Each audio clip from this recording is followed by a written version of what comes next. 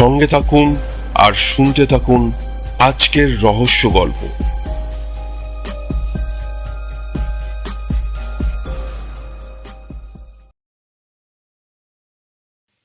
আজ নিয়ে পরপর 5 দিন এসে দাঁড়ালেন লাহিড়ী মশাই সিআইটি রোডের 3তলা ফ্ল্যাট বাড়িটার উল্টো দিকের ফুটপাতে।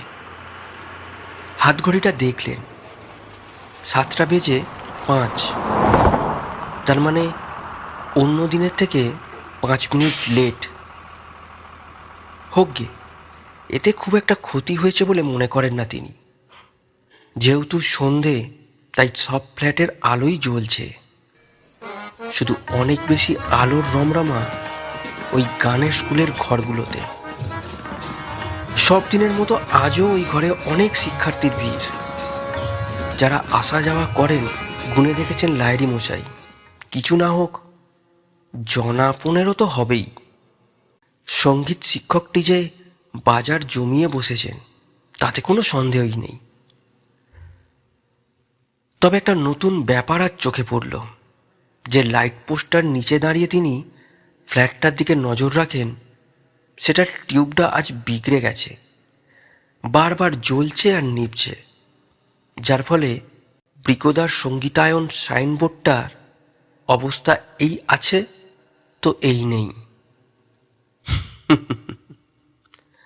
অদ্ভুত নাম।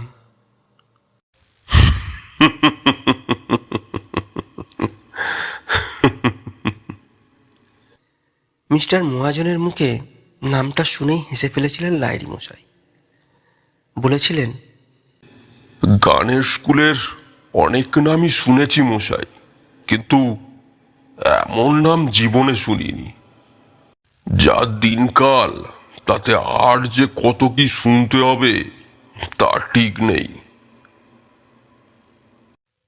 আজকের দিনের মানুষ চায় অ্যাট্রাকশন।